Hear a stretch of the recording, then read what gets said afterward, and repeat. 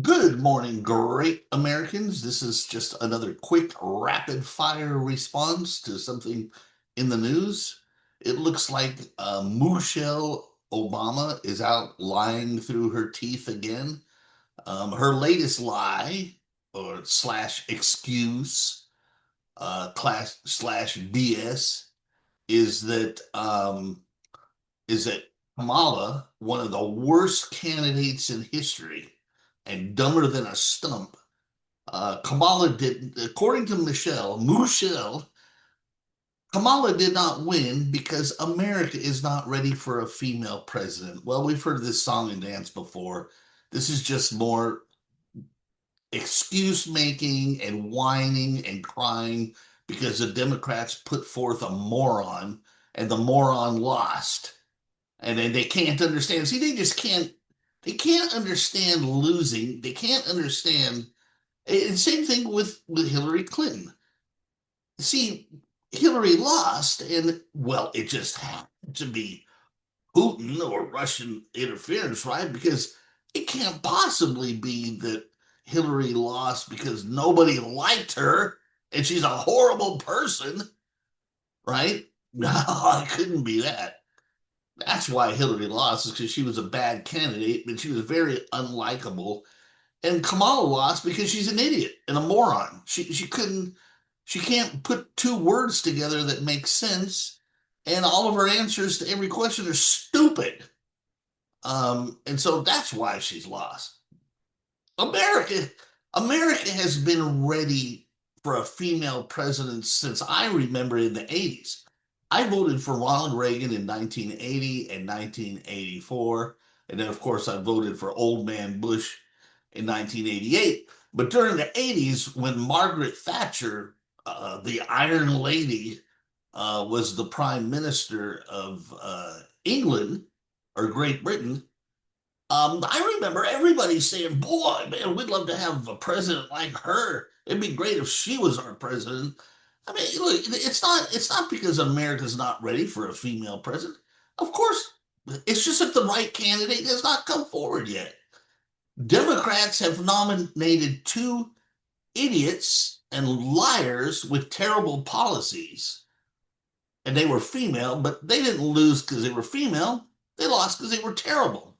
On the Republican side, it just the timing hasn't been right. I mean, look, we went from Reagan to Reagan, and then it fell to his vice president Bush, which was, Reagan was so popular it was bound to happen.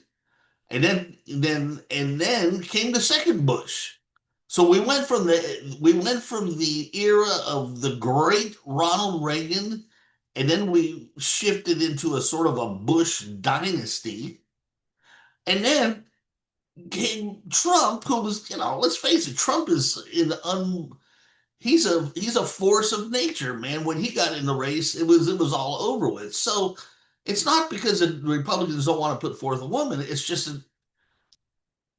that the from Reagan to Bush to Trump, it was just nobody was going to break in. No other man was going to break in. Look, when Trump ran for president in 2016, you had a slew of great Republican candidates who were almost all of them would have been a good president, but none of them were going to break through that force of nature, Trump.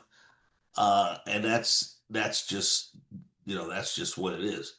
So that's what's happening there. I can think of a number of great women that'd be president. I would love to vote for a number of great women that would be president.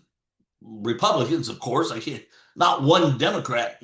Look, would I vote for Tulsi Gabbard?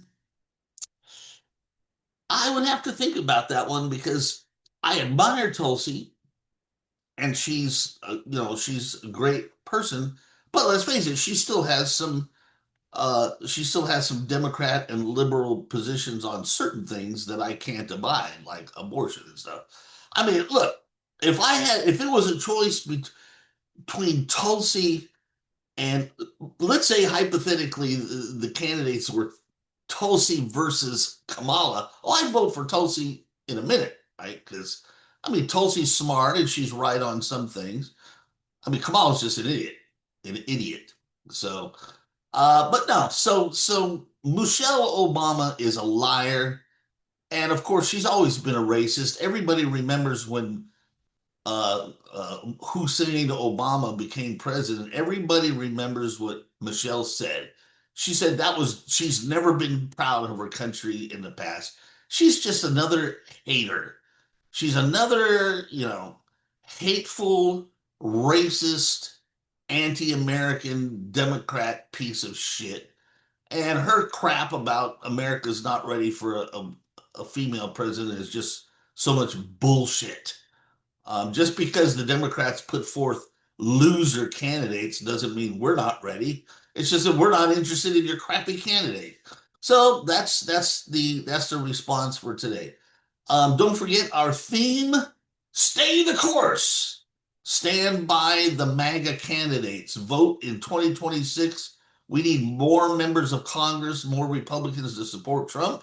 And in 2028, we need to vote for the candidate who is most likely to continue Trump's Make America Great Again uh, revolution. So stay the course. Please like and please subscribe to our Substack page. It's free. And please like and share our videos. And I'll see you in the next great American video. Adios, muchachos.